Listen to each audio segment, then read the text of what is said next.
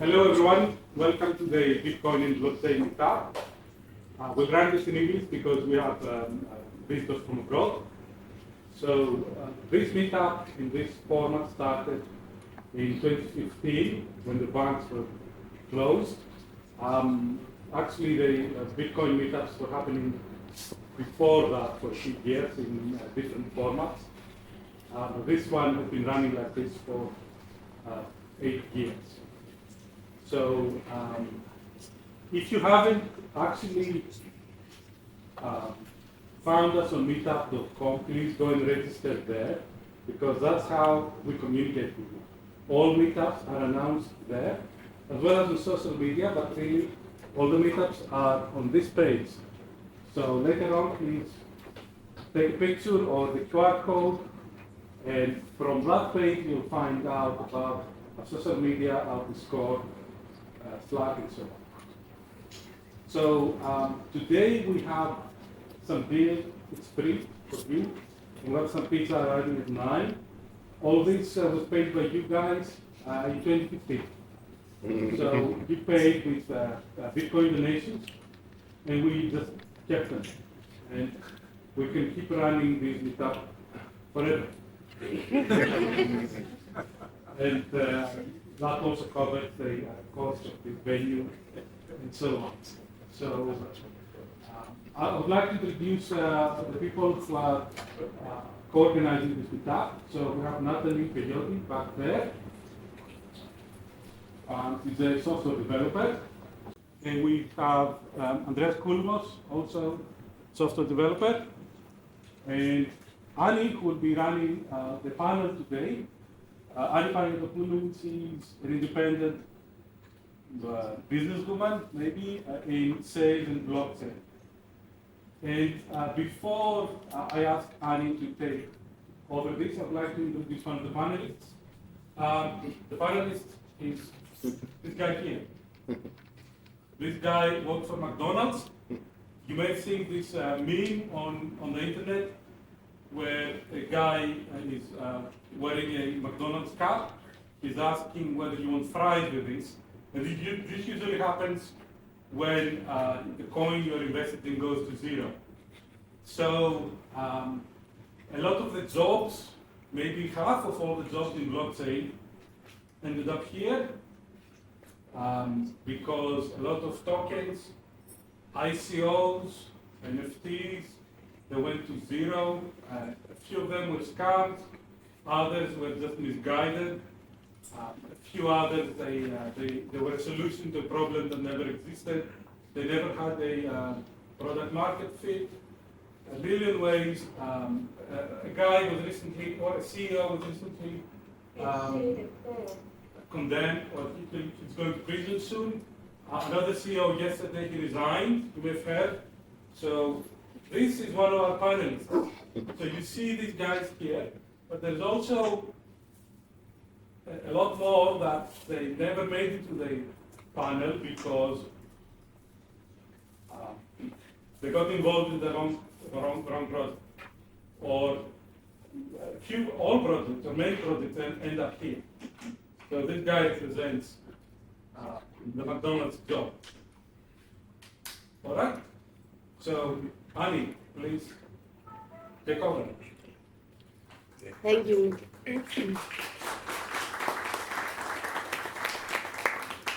Thank you, Dimitris, for the introduction. It's a new title for me, independent businesswoman, okay?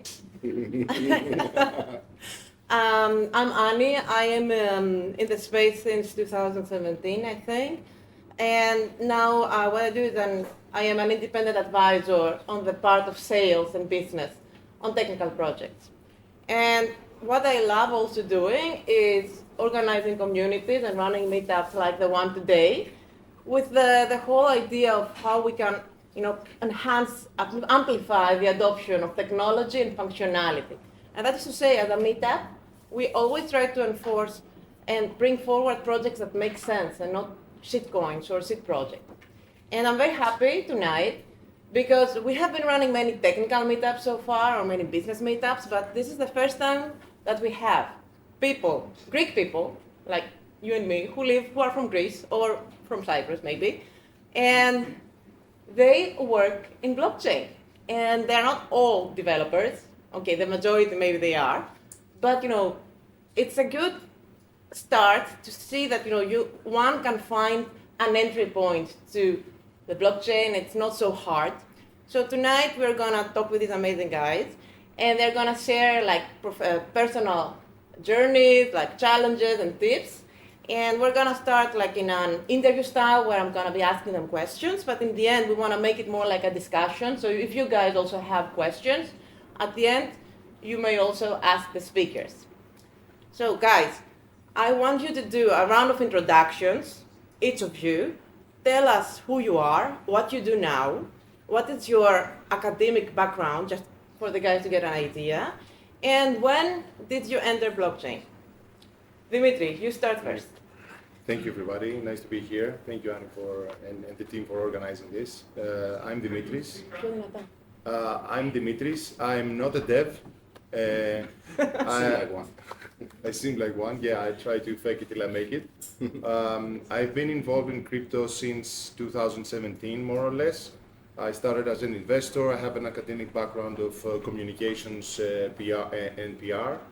And I've been working in crypto for the past 3 years in project management, operations, and marketing, and social media. At the moment, I'm working for a DAO that's called Dean's List DAO. It's based on Solana. We've had a long course of DAO adventures over there, and I have cherished every moment there. And we're also organizing for the second year in a row our DAO conference, which is here in Athens. It's called Athens DAO X, and it's happening later in December 9th and 10th. And we're very, very happy to bring more and more Greek people to discover Web3, working in Web3, and the beautiful world and crazy world of DAOs. Thank you. Hi everyone, I'm Evangelos Barakos. I studied computer engineering and got my first jobs in machine learning, software engineering, traditional Web 2. Then I experimented with my first smart contracts around 2015, and my first professional job were 2017. Since then, I was writing code for several crypto companies, starting with Slockit, then FilmChain, a UK startup, then Chainlink was the biggest pick in my career, and at last Slingshot Finance.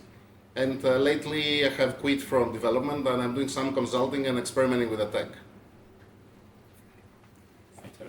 Hi, I'm Yannis, and I was working in academia before I entered the blockchain space. I was really bored, like it's a very boring space. You don't need to do any of that, you don't need to do a master's to have a PhD, you can just like go and just do Web3. I wasn't even a dev, so I started, like I just found out about Bitcoin back in 2015, I guess, something like that, and then I wanted to get a job in, like, it wasn't Web3, but then it was blockchain, and I was very lucky because I was living in a city where there were a lot of Bitcoin fanatics, I would say, and they had like nice meetups like this one. So they were inviting people from Bitcoin Core, like they were talking about Bitcoin, Lightning Network, which was something very new back then. And but it was very hard back then to do it because you had to be a cryptographer or something, or like a ninja developer. So one guy came there to talk. He was doing something like he had a project on Ethereum mainly about oracles, like software components that bring data from the outside world to the blockchain. He told me, "Oh, do you want to join?" I said, "Yes, of course." I went to London and then I started working for blockchain projects. I've worked in a few like really well-known blockchain projects. I've worked in DeFi, Decentralized Finance. So I work for, let's say, Synthetics, which is one of the biggest DAOs, like DeFi DAOs out there. It's about synthetic derivatives. And right now... Guys, you have to speak louder. Yeah, sorry. Okay, you have to shout. Sorry, we don't have a mic. Okay, and right now I'm doing the same thing. I'm a smart contract developer, and I'm working for big DAOs, like a contractor for big DAOs in the DeFi space. Hi everyone, I'm Andreas. I've started working on louder. I've started working on blockchain on 2020 on a Greek startup who were doing back then NFT ticketing on the blockchain. That was before I got orange pilled. So in the meantime, I got orange pilled and I decided to quit my job and try to pursue a career on Bitcoin open source development, and more specifically to get a grant to work on Bitcoin Core full time. That didn't work as I was expecting, but I mean, you never know where the journey will take you. And so right now I'm working more on education. I work on software. I work as a software engineer at Chain Code Labs on some of their open source educational projects. Chain Code Labs, it's a non-profit that they're doing. I mean, the vision of Chain Code Labs is that they exist to support Bitcoin, and they're doing that in many ways. I'm working on one of those ways. Other things that they're doing is research and development on Bitcoin, and they also have some open source educational projects that try to create the pipelines for people to come and work on Bitcoin. And so I'm working on those projects right now. Okay, guys, I want to ask more like the technical guys. What are the key skills for getting a blockchain job, like in the technical field? Was it enough what you got from the university, or did you do some extra learning? Because at least when I hear Yannis, it happened like so easy. He just met a few fanatic Bitcoiners, and it just happened. So yeah, I can start. No, it's not easy at all. I think university doesn't teach you anything. You need to see code yourself, do courses yourself, educate yourself on the technologies that crypto is using, learn the languages that the ecosystem is using, and then little by little get acquainted with what's needed to get into the crypto space. Right outside of the university, it's no way to get a job, or at least be productive in your first job. I agree. I totally agree. So it was my biggest insecurity. So I met these crazy Bitcoiners, whatever, and then I have experience in like embedded systems. So right now what I'm doing is like writing smart contracts, and you need to know something called solidity mainly for doing that. So, and I didn't know that. And I started doing something else.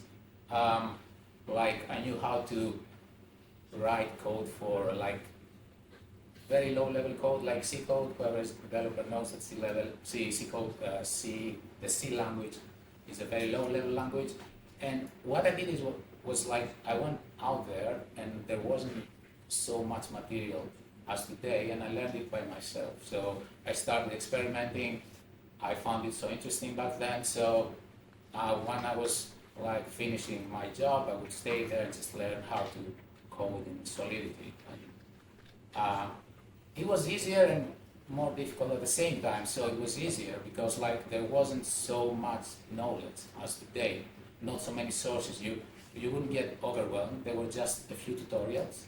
So it was also very hard to find them and very hard to find the truth. But at the same time, it was very hard because there weren't so many opportunities. There were just like a few projects, and you needed to go there, knock on the door and say, "Hi, I'm Yannis, I want to work with you." And you couldn't do it anywhere in the world, I guess. If you were here, you wouldn't be able to work for a Web3 company. I'm here and I'm working for, so it's not a problem right now. But back then, I had to move to London to do it. You had to be in Berlin or New York. But now you can do it from here. You can do it from everywhere. Okay. University does some things good, and there are a lot of things that university doesn't help you with. Well, you're the youngest here. So. Yeah, I said that I got a job at 2020, but I recently got my degree a month ago. So I was studying at the Polytechnic here in Greece as an electrical and computer engineer. My experience with university is that you learn some stuff, but you have to hunt for opportunities by yourself. Right now, I think the pipelines for getting a Bitcoin, a job at the Bitcoin ecosystem and at the overall blockchain ecosystem, I think that they are better, but you definitely have to do stuff by yourself. On 2020, the reason that I got that job, I remember it was because I decided to go by myself at the conference in London, which had to do with, I was interested on EOS, if anybody remembers that blockchain. But I went into an EOS conference, and there I met some Greek guys. Well, it's all, I think, in this space, it all comes down, and in general life, it all comes down to serendipity. You create your opportunities. So you go to places, you speak with people, you do the work. The wise man once told me when I got into Bitcoin that do the work and good things will happen, and I think that's with what I'm going on. I'm moving forward. And so just to add this, you don't need to be a developer right now. Before that, you had to be a developer. You had to be like a super coder, whatever. But right now you can have experience in marketing, you can have experience in finance, whatever, economics, something completely. You can be like a content creator. There are jobs for everybody. That was exactly my next question, because talking with Dimitris, and that's the amazing thing of today, that we have people from different blockchains. And I wanted to ask, like, entering a DAO, and especially you're on the marketing side, does the DAO provide the tools and the community for somebody to get on board easier? Because you also mentioned like a hackathon, so... Yeah, so DAOs are a very peculiar beast. They've been around for a couple of years now. It depends on which DAO you land, and we tend to enter the DAOs and join communities that resonate at some level with us. So most likely that's what's going to happen to all of you guys, and that's what happened to me. You find a community, you enter the community, you try to find your way around. Depending on how well the community is organized, that's going to be a steep or a normal learning curve. So you can find your way around how things happen, how things go through.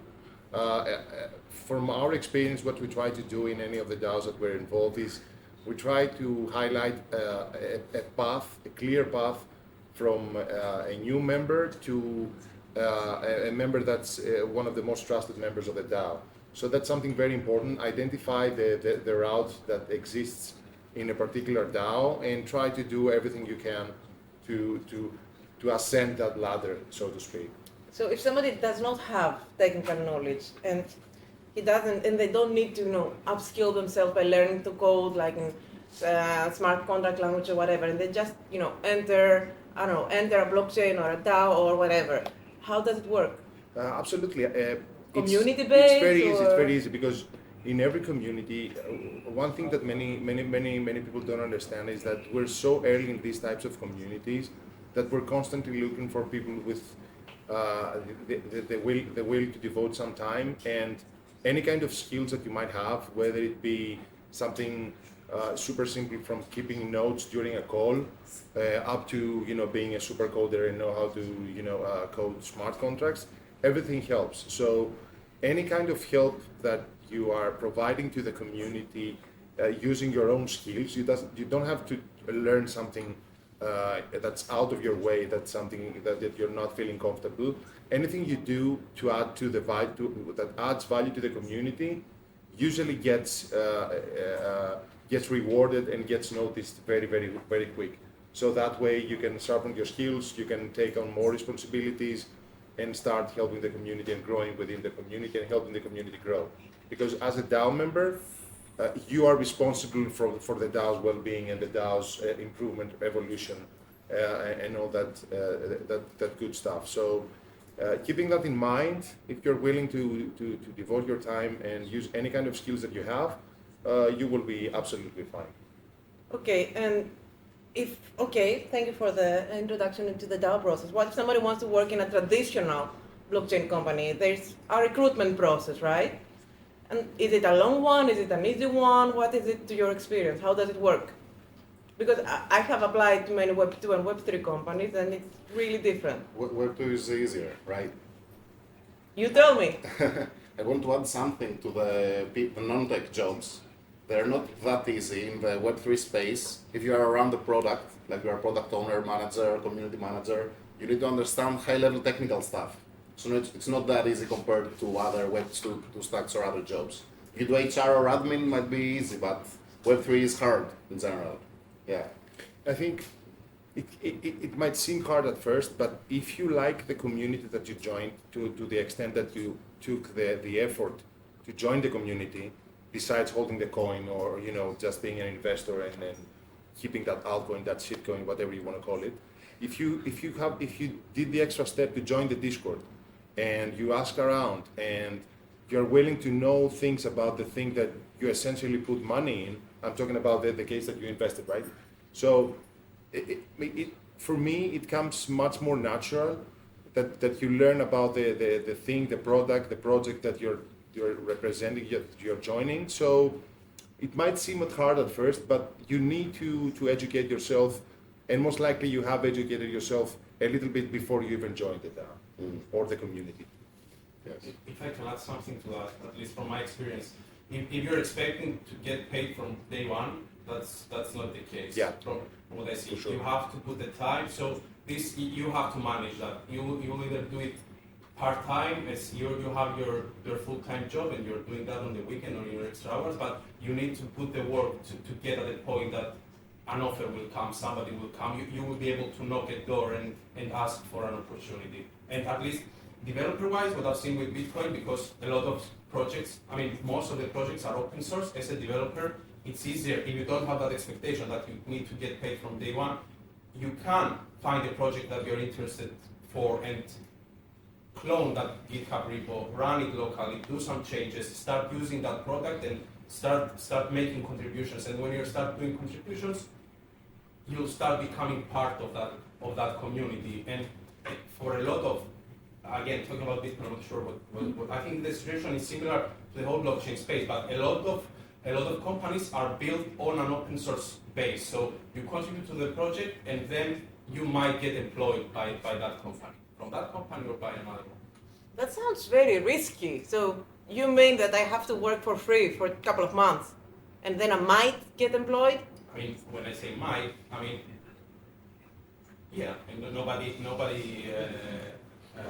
nothing is sure, right? And it's the same. At the start. The thing is that it's Web3, it's crypto, okay? It's something very, very new. It hasn't even found its value, representative value to the public space, to the world. So one of the good things about being early is that you might find yourself something really, really valuable, a good job that you can land on, but you need to risk something. So risking your time, I think it's one of the lowest risks that you can take. Mm-hmm. And you educate yourself in the process, and that's education and experience that you get, and nobody can take away from you. So even if joining one DAO or contributing to a repo that doesn't get acknowledged, which most likely does get acknowledged if you're contributing to an open source repo, because when a need arises for a team, for a core team, to find someone to help, and trust me, it always does, because things move so fast, and you always need more people especially if you want to scale. They will see who has contributed in the last X amount of time. That's not something that you can hide. Same goes with your activity. If you enter a community, no matter how large or small it is, if you are active, and the people that are active, you can see them, because the teams, the team members, the core contributors, the founders, they are every day into that space, that playground, let's say. Also, they see who's active, they see who's contributing, they see who's helping. So it's not about working for free, it's about being noticed, and that doesn't take long. But you have to devote the time, and most likely it's going to have to come out of your spare time, your personal time, because you either work in a full-time job in Web 2, or you have to make a living somehow. So you have to burn the candle both ways for at least a while before something gives. Okay, but I understand that there's one way to get in blockchain and through community work, but there should be, like, I see the job opportunities on LinkedIn, on crypto job hunt. If I apply there, I go through a traditional process. I think, Vangeli, you've been through processes like this, eh? Yes, I've been many times. I've seen lots of processes. How many steps do they have? Many, like at least 5 or 6. Five or At six Chainlink, steps. for example, they had 13 to 14 steps. But you're talking about the Google of blockchain, so it's not. Yeah. So I had a different experience. Like, it depends, and what you want to do, what's your experience, and who you talk to. So for me, it was never like that. Maybe a few steps, but usually if you share the excitement and you are really about it and you want to learn more, I mean, my experience was like that I vibe with the people. So we like the same things, we have the same values. Like having the same values in the blockchain space is very important. So why you want it, why you care about it, what's your vision, and like, so it depends. I would say it's not as scary as it sounds. Like go to the community, work for free. So I guess the common thing there is that you must have something like some basic knowledge, I would say. You have to educate yourself. I don't know how you do it. Maybe you join a boot camp, maybe you educate yourself at your free time, but you must know, like have a really basic knowledge about blockchain, about some, or maybe just like deep knowledge about a very specific thing that you like. Not like you don't need to have to know everything. So it really depends. You can find pretty much everything in the blockchain space. That's my experience. Like you can do the Google stuff, like 5 steps, interviews. Live coding, Yes, yes, whatever. projects for So home. I didn't do any of that for the last 2 jobs. Oh, nice. I think it's two different paths, right? Yes. It's the one that you go through application and the other one that you do the work and you knock that door later. Yeah. But you need to do the work in applications. You also do lots of I work mean, yeah, for what I home was going to projects. say is that when you do an application, they're going to give you the work Yes. later, where if you go through the other path, you're going to do the work before. One seems riskier, as Anni said, but I guess it's based on your appetite. But also the other way, if you don't have any open source projects to show and you want to show something for start, you can apply at a big company, for example Chainlink, and they're going to give you some open source projects to work on, to evaluate you. You can start putting them on GitHub. Like when you gather 3 or 4, you can show some activity to next companies to build as a portfolio. Yeah. Okay, coding, like a sample code, so that you will be evaluated, right? How would it work if you're a non-coder, like a non-technical job, like I'm sales? How would they evaluate me, or marketing? I don't know. For sales. I can give an example.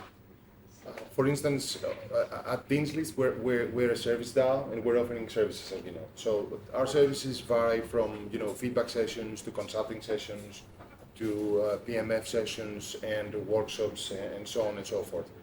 So if you want to get a job in sales in a certain community, in our community, if you come into the community, learn all there is about what we're offering, see what we're doing and how we're doing it, and then you go and hunt on Twitter, on LinkedIn, or even on Web2, and you land a sale, that's how you get in. Mm-hmm. Because if you want to do the job that sales do, you need to sell. So if you sell, you're in. Like I said, it's not that many people, that many groups of people and communities that are that you can shine if you put the work. And when we say put the work, you put the work that at the same time educates yourself and gets noticed and takes you to the next level. So it's community that drives you, the love for the technology, and you work. It's a kind of a proof of work for either kind of application, and then you're in. Okay, let's say we got a job in blockchain. The companies that you work, or how you work, your day-to-day. I'm gonna ask, probably too obvious, but I'm gonna ask because some people will not know. Are the companies based in Greece, in Athens? Do you work from an office? Do you work how do you meet your community or your peers?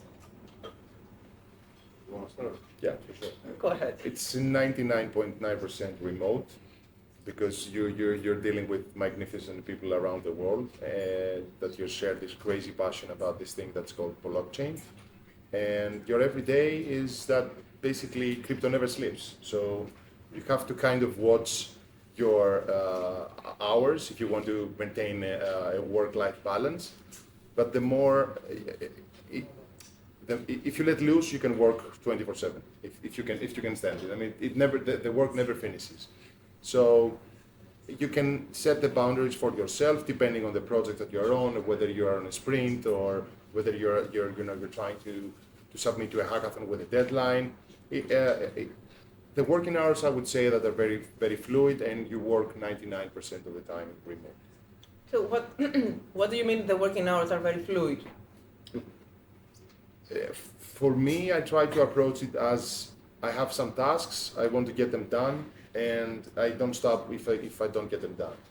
If there is a task that, of course, requires more than a day's work, then yes, it's going to be my sole focus for a week or something. Do you guys have the same experience? Vangeli, you worked for a company in the States, I think? Yes, I've worked for companies in the States, but personally I don't like to overwork, so I always put it an end time, like 6 or 7, and no one could find me anymore. Yeah, every time, in every job. But yeah, it's how you deal with when you sign the contract. I always say it first thing, that after 7 you can find me. So it works better for me to not burn out easily and stuff like that. But there are people that are working overnight or very flexible. They might work 1 hour and then go outside for 5 hours. I prefer the more European style, compressed 8-hour style. Yanni, I guess the same for you because research work never ends. So it all depends again. I'm working remotely. I work whenever I want. I have like so me and my colleagues, we live in different time zones, right? And I had this before. So this is very tricky. You can easily let yourself like work during the wrong hours that don't work for you, and maybe you get tired, you get burned out. It has happened to me. Like the moment I wanted to just go out or call it a day, then my Australian colleagues would wake up and they would just start talking. And also the American colleagues would wake up later than me, so they wanted to, when I wanted to have lunch, they wanted to discuss or have their meetings, so it can be very tricky. But right now, I choose a time when I want to work. Like in the morning, I'm not a morning type, so I just go out, I go to the gym, I do my stuff, and then during lunchtime I work, then I take a break and maybe I work a bit later, and that's it. So the people that work in Web3, they understand it. And you must find that people that have the same mindset as you. So this is very, very important, so you communicate well and they understand you, and they can understand that if you're not available, they won't say, oh, why he's not working, because they know you're gonna deliver what you have to deliver, and maybe you do it on your own time, or maybe you want to work during the weekends or whatever. I don't know. But at the same time, you must make sure that you are this kind of person that can do it, like can work on themselves, that you can stay at home, or you may prefer an office, you may prefer like regular working hours. So I think the first step is to understand yourself and what works for you. Because I'm doing it, but at the same time, I'm not a person who has like a lot of discipline, so sometimes I'm really struggling. To add something on this, is that if you have in your team many people in the West Coast, San Francisco, California, it will be hard for you. Because these people wake up 6 p.m. our time, like 8 a.m. for them, it's 10 hours difference. So they drink coffee and you start communicate after 7. They can communicate before that. Yeah. So if you like to finish work early, try to avoid the West Coast, San Francisco. Okay, the good and bad things about fluid times, huh? Yes, yes. But I just want to ask, are you guys like full-time employees or contractors, or how does it work? Like, I know I am a full-time employee, I get this much money at the end of the month, or I'm a contractor, I get paid by project. How does it work? In my case, I'm a contractor and I get paid by the month. In Bitcoin? No, Mm-hmm. in dollars. So is it like the same amount every month, or is it depending on the hours you put? This job is relatively new, so it's from what I see. I mean, it didn't change. So I mean, it's a relatively new job, so I haven't had changes in my paycheck. I don't have a lot to say about that. Because this is also really important, because we are, the majority of us are, Greek citizens, so the whole taxation thing and how we get paid is important. Like, do you have to get hired by an American company? Are you paid in dollars, in euros? in tokens? How does it work? Are you paid in, I don't know, shitcoin or Bitcoin? Well, you can find all the flavors that you mentioned out there. You can choose to be paid in stable coins, you can choose to be paid in NFTs, you can choose to be paid in royalties, you can choose to be paid in Bitcoin. It really depends on the agreement that you do, and given the legality and the taxation that you mentioned, almost nobody has figured out here in the EU how it works and how it goes down. So the most usual formula that I've seen in terms of people that live in Greece is that you have to have a company and you invoice for that, and then you can use your funds in the Greek banks, and you pay your taxes, and you're all good to go, even if you're paid in stable coins. That's the most normal formula that I know at the moment. Do you guys agree with that?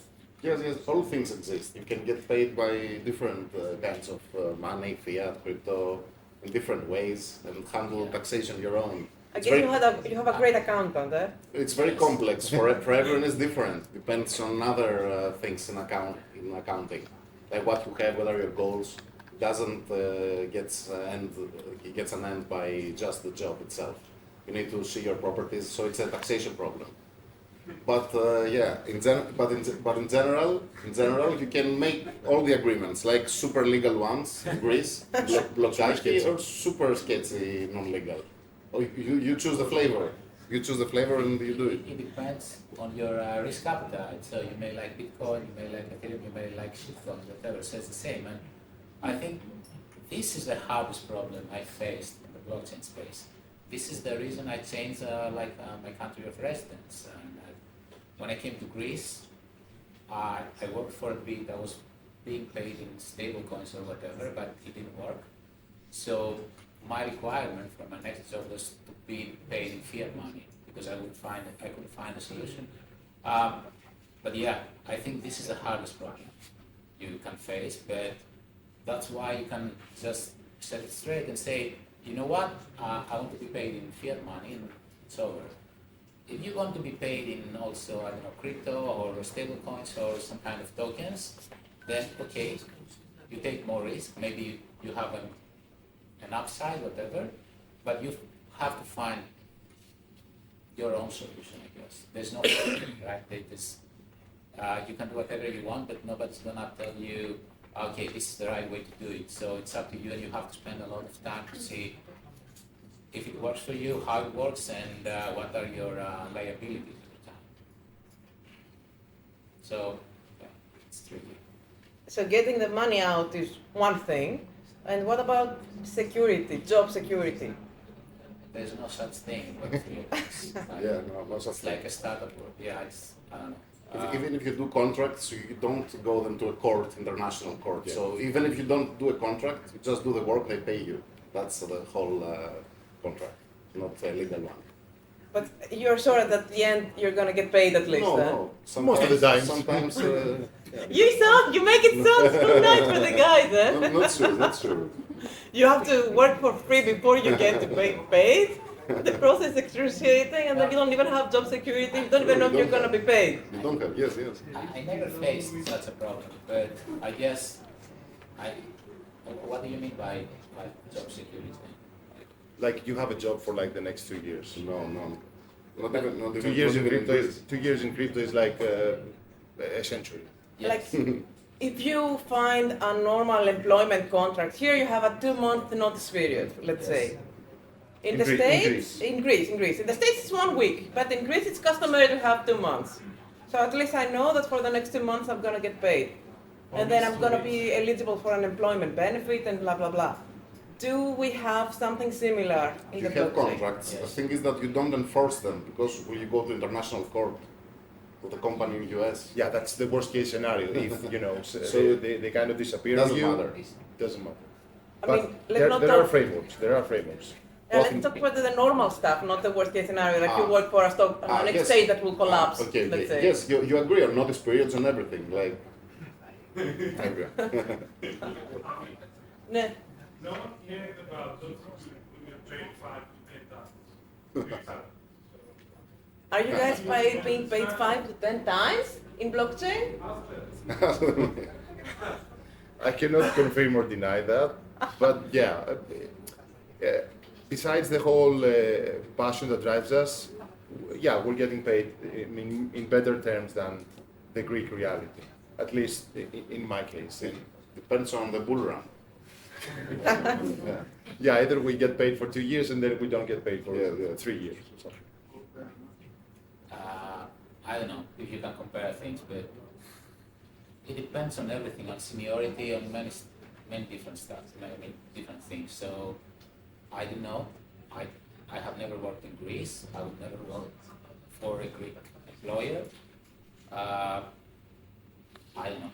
I mean, it depends also. As I said before, in my case, there's no office, there's no like secretary, there's nothing like that. So in the end, what you save on that end, the employees share it. Like, so it's normal to have like a higher salary, but at the same time, you must find an accountant, you must have your own security, you must like know how to set up a legal entity, how you have to figure out how you're gonna get paid. So of course, you're gonna ask for more money to compensate for the other stuff. You don't get like this holiday, how to call it, anyway. Additional bonus. You agree on holidays. I always agree. No, the holidays, you're the holidays, yeah, but They always give you. Guys, for the sake of the audience, can we at least state some benchmark salaries? Like a developer, would they earn like 100,000 euros per year? Maybe less. Maybe less. Maybe less. I mean, for me, that's not the case because Chain Code Labs is a non-profit, and I also didn't negotiate well. So it's okay. The paycheck is better than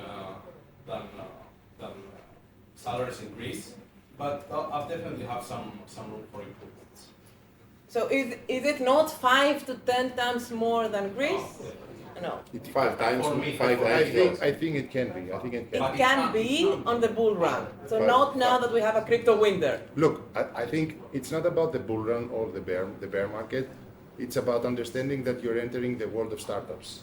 And the world of startups, it's in tech, is something that's constantly changing. I don't think that's limited to crypto. So if you start playing the game and enter the realm of startups, it's understandable that your company, that the company that you work, has a runway for 2 years. You know that, you have to understand that, you have to account for that. So when you're getting paid 5 times the amount that you're getting paid in Greece, you have to put something on the side for the rainy days.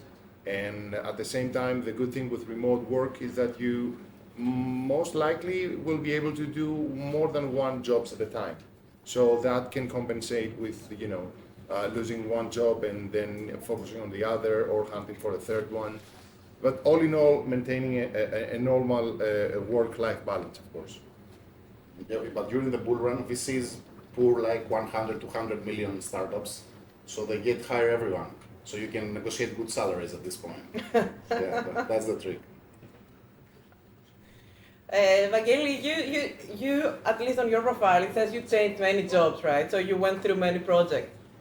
I mean, that's great because you gathered all this experience and now you work as a consultant, right? Yes, But yes.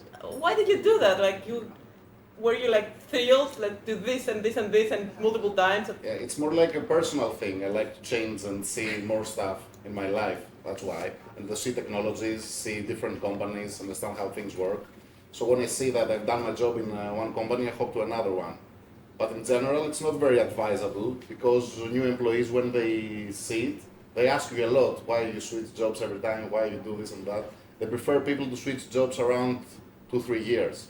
I switch around 1 or less.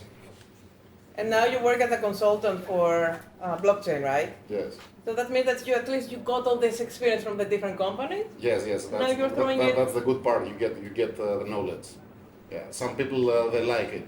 When you have if you switch frequently, you can have in 1-2 years of experience like 3 companies in your CV. So someone can see that you have broad experience if they want to do something complex that integrates different technologies. But if you want to be in a company that likes loyal people, they dislike this frequent switching of jobs. So it's not very good advice to do it. Better stay for 2 years at the company. That's the general consensus. It sounds a bit Web 2, right? Yes. Dimitris just said, work on different DAOs, multiple projects. I get bored easily, so I change. I want to ask something. Do you guys feel more inclined to navigate towards Web 2 type of works in crypto, or you're looking to navigate towards Web 3 ways of working, and For me, it was mostly Web 2 working in crypto. Traditional ways like applying for jobs. Yeah, the normal route, right? Normal, Give your normal. CV Yeah. on LinkedIn, Yes, do your super normal, yes. Okay. For me, it's like different. I want to set my own rules. So, like as you said, I'm gonna stay in a company only if I have like a big chunk of ownership in the company. Otherwise, I'm gonna most probably leave for something else. So, and you can do it in crypto, and you can leverage many things in crypto. As you said, okay, maybe if you get a job in Web3, you won't get a super high salary, but there is no ceiling, as Vicky said. So it's up to you to do what you want to, to determine your salary. You can do many things, as you said. You can have many jobs. You can be in many projects. You can invest. You can have. You can join early stage projects very easily, and you can maybe own 10% of the company. So you can do pretty much everything. That's why I like it, because you get to set the rules. You decide how you want to work, how much you want to make, how much you want to work, and it's very important for me. So it's like you're designing your own career, right? Yes. How do you get the tools and the skills to do that? It takes time, I would say. So now I'm experienced and I know this. I know people. I know how the space works. But in the beginning, it wasn't so easy. I didn't know how these things work. I didn't know what stock, equity and options were. I didn't know what it means to be paid in tokens or how you negotiate. So now I know it, and it's much easier, but it takes time. You need to put effort to try. So just be motivated and let the time be your ally, I would say. Yeah, I could stand behind that. I mean, let the time be your ally, especially in the Bitcoin ecosystem. What I'm observing for all the previous years that I was trying to pursue, what I was trying to pursue was that you see people that, because what I didn't say was that a lot of people on Bitcoin, because Bitcoin, and I have the perspective of Bitcoin, the rest of the panel has a different perspective, but Bitcoin, VCs are not pouring money into Bitcoin. Bitcoin only VCs are a relatively new thing. It's a relatively new thing for the last couple of years. So there is not a lot of funding. There are not a lot of companies, there are not so many opportunities. And a lot of the people that were working on Bitcoin the previous years were working on Bitcoin open source project, which a lot of times this means that you're getting paid by grant, which is a different career path than working on a company. That was what I was trying to do. I still have that in the back of my mind, but that's not what I'm getting paid to do right now. So, sorry, that's my train of thought, what I was saying. About working a grant? No, why? There is not a lot of money pouring into Bitcoin. Anyway, I will come back to that later. you will come back. I also wanted to ask you, because based on what these guys say, you started the track that we have with the meetup, which is the technical one, the Bit Devs, the Socratic seminars. I would just say I initiated it, but if it wasn't for Dimitris and Andreas, who are here, and George, which is not here, we wouldn't start that. Yes. For Athens, at least. For us. Yes. Can you tell us how this contributes to your journey in Bitcoin? And what it is exactly, also for the people who don't know it?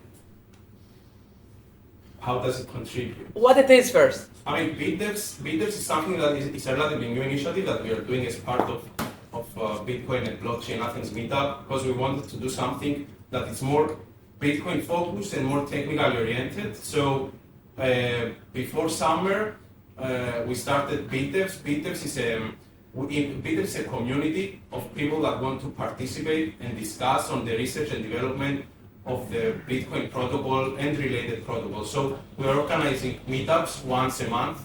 Hopefully we're trying to stay on schedule. We did our 5th meetup a couple of weeks ago, 2 weeks ago. And what we are doing is we are exploring what is currently happening on Bitcoin, because a lot of people, when you're outside, is that expression in English? Let me say sort of when you're outside of it. Anyway, when you're outside of the ecosystem, you say, okay, Bitcoin is old, nothing happens on Bitcoin. But when we explore what's going on and what's in news and what are the developments, when we go to the BitDevs meetup each month, we actually get an understanding of what's going on, and at each meetup we try to discuss more in-depth and technical subjects. So all in all, what we are trying to do is give a path for people that are interested on Bitcoin, give them a path to get a better understanding of the technical intricacies, let's say, of Bitcoin, and understand that they can do things on Bitcoin, and they can, and that things are happening on Bitcoin in general. So how did this help you get, employed in Bitcoin?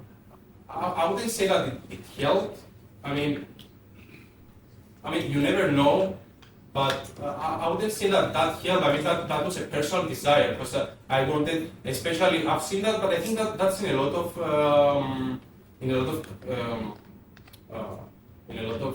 industries, that you want to talk with like-minded people, and organizing BitDevs was a way to get like-minded people together. And when you get like-minded people together, you do a lot of things, and serendipity happens. So that was, and it's a way, it was a personal desire. It wasn't, you could say that it was a way to give back to the community, because you're getting from that community, and I think that's true. And also in the whole Web3 ecosystem, that you have, because BitDevs is a resource for people interested on Bitcoin, and those resources, this is a local resource, but online, we talked in the beginning about pipeline and educational resources. Online, somebody created those resources. Somebody put the time, so paying it forward, you create another resource, and you create another pipeline for someone else to come into the ecosystem. So I think that's BitDevs, and that's what also the educational stuff that I'm doing at Chain Corp right now. Okay, and what you hear, guys, is that the desire for everybody to be in the blockchain world is what brings us today. And I'm just, making it easy. Like, there's one thing you can do. There's the follow the meetup and follow the BitDev Socratic seminars that happen every month. That's if you want to be in the Bitcoin. Another initiative I know is the hackathon that you guys are doing, part of the Athens DAO X, 9 and 10th of December, correct? Yes. And there's going to be a hackathon that will be inclusive to also not devs, right? It's not a hackathon. It's kind of a hacker house. Athens DAO X is a community organized event in the tradition of the Solana hacker houses. Solana hacker houses is one of the things that I think, in retrospect, galvanized the Solana community, especially after the devastating news from FTX last year. And these in real life meetups that happen all around the world helped bring a very, very strong and very passionate community together. And I think you also mentioned about the seminars and BitDevs and all that. Real life meetups in Web3 are very, very important, because this is when you get to meet the people that you have been seeing on a PFP on Twitter, on LinkedIn, or on GitHub, and you get to exchange ideas and accelerate a process that might lead you anywhere. So to cut my rant short, Athens DAO, it's happening this December 9th and 10th. It's going to be a 2-day conference focused on DAOs, Web3 work, decentralized governance, and how we can bring more and more people into to that new way of organizing communities and organizing ourselves towards common goals and visions. We're going to have a trifecta that we're trying for the first time this year. the first thing is DAO panels, where we're going to bring people from all around the world and the DAO space, the Web3 space, and we're going to be discussing about important topics in the DAO space, both in tooling or challenges, ways to succeed, ways to do things, as well as regulation. As one of our good friends says, how to stay out of jail. We're going to have the DAO onboarding process, which is going to be a beginner-friendly oriented workshop that's going to run throughout the conference, where we're going to be helping people, creating a crypto wallet, joining a DAO, making their first on-chain vote, understanding the mechanics and the game theory and how the whole DAO culture works.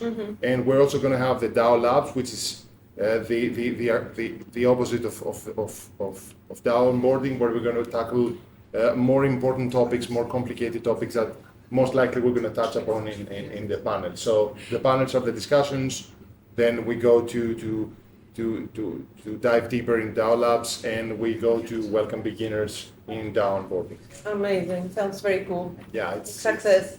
Yeah, we had so much fun. And this year, I have to say, we're trying to open it up for the Greek community. We're aiming for double the capacity from last year. Last year, we had 150 people exclusively from abroad. And this year, we want to have 300 people, with 70% of them coming from Greece, students, blockchain curious people that we want to bring them into the wonderful world of Web3 and try to build something with them. And for me, a personal challenge will be that after Athens DAO this year in Greece, we see a couple of Greek-based submissions in the next Solana hackathon. Solana hackathons run throughout the years, more or less 2 or 3 per year, and they have prizes like $2 million total prizes for people that build apps that get rewarded, that finish in the first place. And we want to see Greek people and Greek teams coming from what we're trying to do here in this meetup today, in the meetup that we're going to have next month, to strengthen the Greek presence in Web3, because I think we have very, very valuable people and we have very great people that can contribute in Web3 in general. Okay, nice. So, Yanni, I think you want to say something? I want to add that meetups are also very important for finding work, both directly and indirectly. For example, I found my first job in a London meetup for Ethereum. I met the founder, we had good conversations, and last I told him that I'm looking to enter the crypto space. Okay. That's how I found my first job. This is And- how I found my first job. This is how I found my first job, right? And indirectly, many of us meet each other and Yeah. connect and find other jobs, opportunities. Conference, and having this kind of conference for people interested on Solana in Greece, I think it's a very good opportunity. I mean, I said in the beginning that my first job, which was on another blockchain, I went to a meetup, to a conference in London, because I didn't know anybody, and I met in the elevator some Greek founders. Come and that's together, how I right? got- Yeah. Lazarus from Come Together. So yeah, go to conferences if you're interested in the project. Go to meetups. So guys, okay, I also want to ask one more question about working in DAOs and DeFi, because it's all completely decentralized, and maybe you two guys have more experience in that. How is work distributed if there is no fixed job description? Yanni, you said I wake up and I have my list of tasks and blah, blah, blah, but do you have a set, because you work DAOs and DeFi, too much D in front? Yeah. He knows so much that he can't speak. Close the record. So yeah, okay. I had different experiences. So as I said before, we were working in small teams. Somehow, most of the time we had a flat hierarchy. No CEO, no CTO. Sometimes we had them, but after a while, we didn't have those titles. So. And most of the companies are like that, flat hierarchy, right? Most of them in crypto in general. Not always. Not always. They might sometimes they are, sometimes they look like they are flat, but they're not. It depends on how big they are. I mean, the bigger Yeah. they get, like you have some kind of hierarchy. Uh-huh. But currently, the thing is that I'm a member of a small team. We are doing a very specific task, but we have to communicate and collaborate with the other teams that do like different tasks. And there's a lot of coordination involved. And this is also a tricky part. You must like make sure that you are on the same page, that like the other people deliver what they have to deliver. There's a very, very strict way of doing things, because if something goes wrong, and if like a parameter is different and you upload it through a smart contract, then the whole system is broken. And right in DeFi, we're talking about many, many billions of total value lock. We're talking about protocols that have billions of dollars in value. Like I work for a protocol that has like a 5 billion lock right now. So, and before, when you work for smaller projects, you just write code and you upload it, you get an audit and everything is fine and who cares. But when you reach such a certain level of maturity on a protocol, then the whole procedure gets very rigorous. So you have to communicate a lot. We have to get like permission from other teams. We have to give permission to other teams. Yeah, I mean, it's a bit different. Right now, my experience is different than the experience I had before. Okay. But sometimes it's very YOLO, so you just write code and you deploy and you just say, okay, I hope it works. You pray that you don't benefit profitable trading strategies, Yeah. something like that. Do you have a different experience? Like how is work distributed? Work is available. In our experience in the DAOs that I've been involved as a core contributor in Dean's List, earlier in Grape, we try to have the active work available somewhere so that people can see it. And one of the many lessons that we've seen is that you can't always rely to one person taking up a task. Mm-hmm. You can like delegate directly to one person one specific task, because you might be depriving the opportunity for other members that want to do that. Plus, that person that raised their hand might not do the work. So you end up hurting the feelings of other people that might want to do the work, and giving the spotlight to someone else that you don't know, that you can trust from day one. So we try to keep the active work and the tasks that are available somewhere that everybody can see, or all newcomers or seasoned members, because admittedly it gets hard to keep up. Many things are happening, especially as you scale. Keeping up with Discord and all the chats and all the unreads and what's happening, it can be a challenge. And we try to keep everything available, and we try to complete the tasks. And in the process that we've come to build, we find the people that take their own responsibilities, take their initiatives, and they can apply themselves and finish the tasks and help the whole group. That's very, very important if you're working in Web3, if you're working in a DAO. You have to apply yourself and complete the tasks that you say that you're taking upon yourself to complete. So it takes a lot of accountability. Yeah, self-accountability. Self-accountability, yeah, it's very, very important. You try to find the members that have the maximum degree of self-accountability, and this is how you grow strong teams that move fast and can execute things together. And it's not easy to have self-accountability.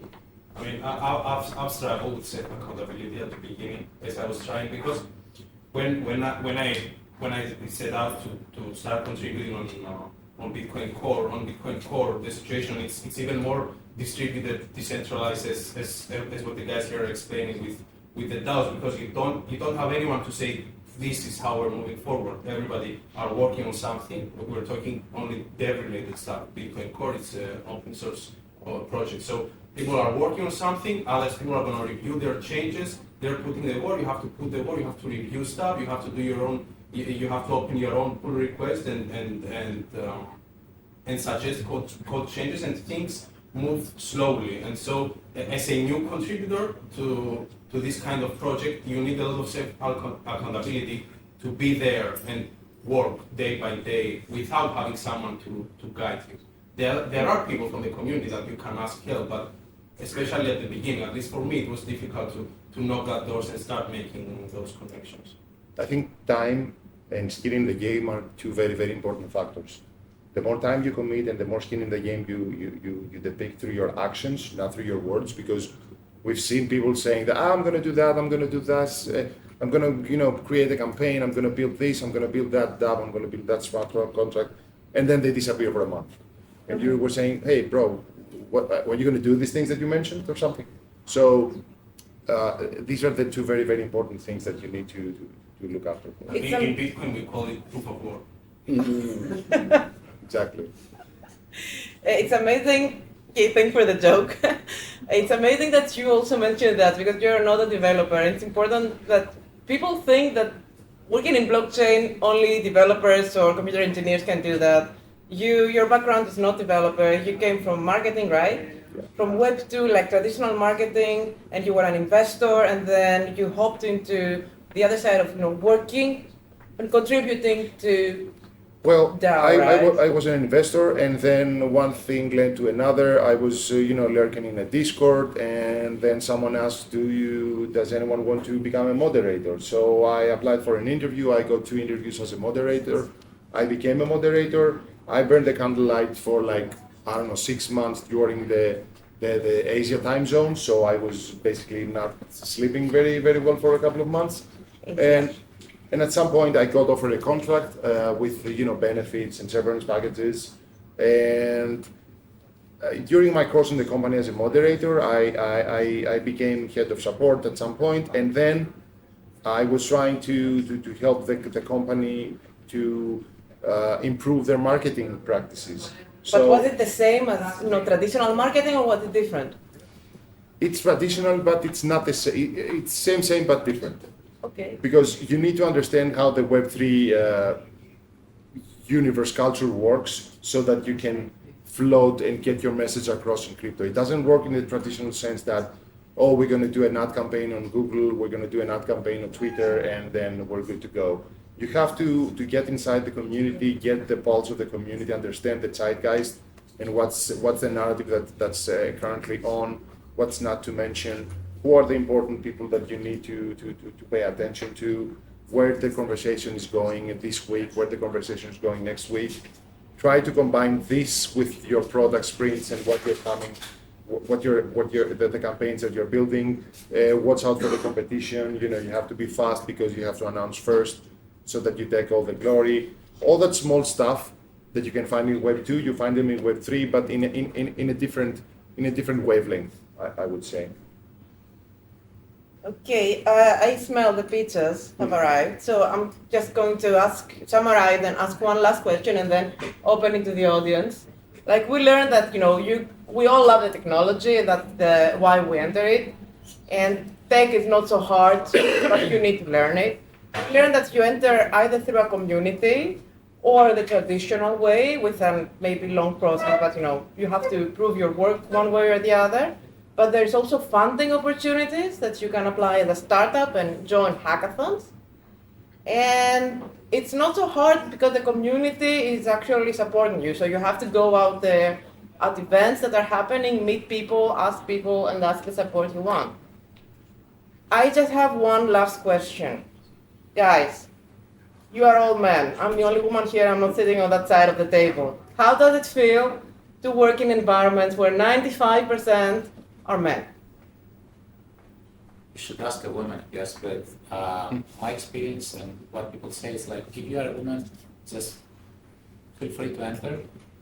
The blockchain space is very open to women, and in general is like more open-minded than like traditional finance and stuff. So we have experienced this in conferences. I was with Vangelis in a conference, and especially the space is much more open to women for that reason. So you're gonna get like the priority you're a woman, I guess. So just do it. It's a good space to be if you're a woman. No bro culture. No. Only on crypto Twitter. Good, thank you guys. Now, any questions from the audience? Go ahead. Yeah, I'd just like to hear the panels making a prediction actually for the next couple of years about the workforce trend. Up, down, or sideways? Whatever. No, that's my prediction. No, jokes aside, I think there's going to be more and more works in Web3 because it's a growing sector, and like I said, it's being in the tech startup, in the fintech startup, and we combined with an amazing ethos and amazing philosophy that more and more people discover and share, and I think that's only going to serve by larger numbers of people working in Web3. Personally. I think as we're expanding on AI and AI that tries to write code and other similar stuff like documentation, pull reviews and everything, we'll reach a good point that we will need less people, but then many more products and more features and more companies will spin up to cover this. So eventually more people are going to be needed. But I think we're going to cross a point when the AI is so good that it does the job of developers and technical writers. But this is the same for like Web 2. Yes, yes. Okay. So yeah, I only see that the space expanding and like needing more people. As I said, like more women are gonna enter the space. Like a few years ago, you could only work in the space only if you were a developer. Now, as we said before, it doesn't matter. I mean, all kind of skills are needed. So up only, I guess. The same, I think, for the Bitcoin ecosystem, especially in the last, in the last 1.5 year, I'm seeing recruitment agencies only for Bitcoin coming up. We didn't have this kind of things before. I mentioned before funding, that more funding is coming in. I mean, we were in a bear market, and that it's something that affects everybody. But I see a trend going up, and especially in Bitcoin, because there are some latest developments, things that are upgrades of the protocol in the previous years that are now starting to, that now companies are starting to building up. I mean, people in Web3 are familiar with accelerators, incubators, and all that stuff. In Bitcoin, we had the first accelerator for Bitcoin companies had its first. It started just last year, so things are going up. For Web3, I can't speculate without creating a big. Any other questions from the audience?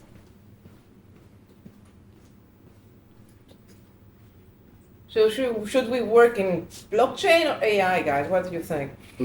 Both. Both. Two jobs. Yeah, AI.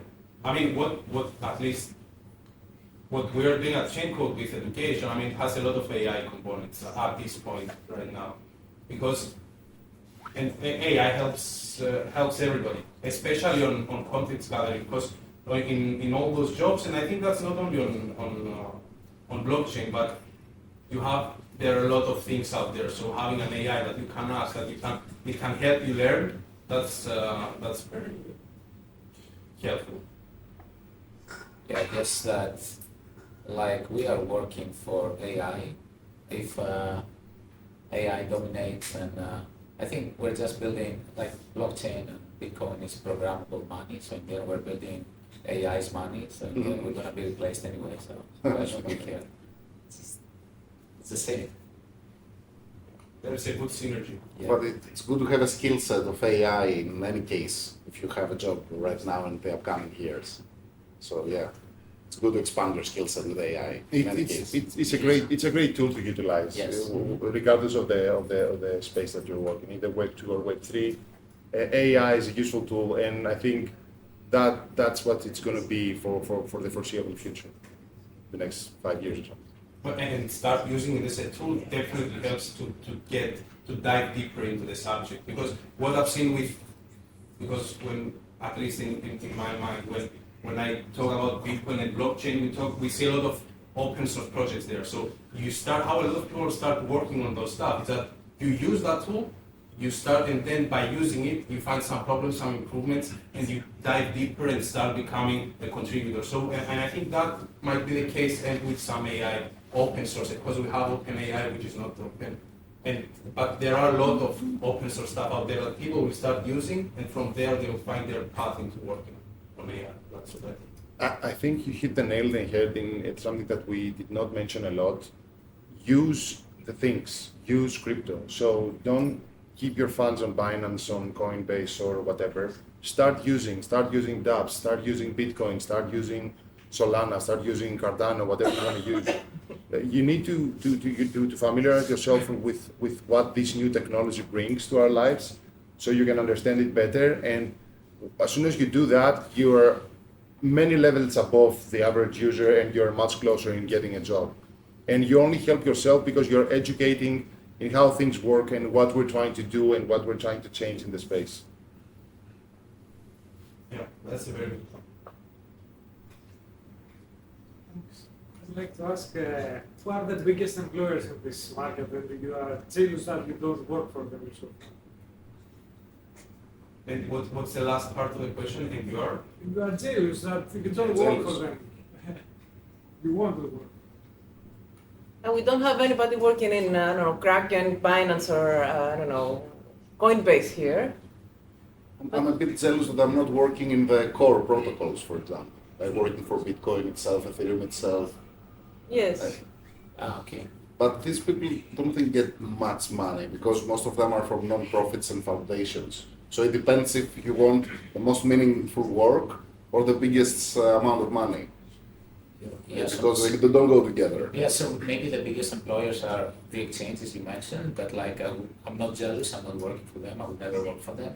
Like I prefer to go work for Google than work for Binance or Kraken. What's the other one? I think what you're hearing here is that most people join, and maybe I speak for all of you now, because of a bit of idealism. Idealism. Yeah.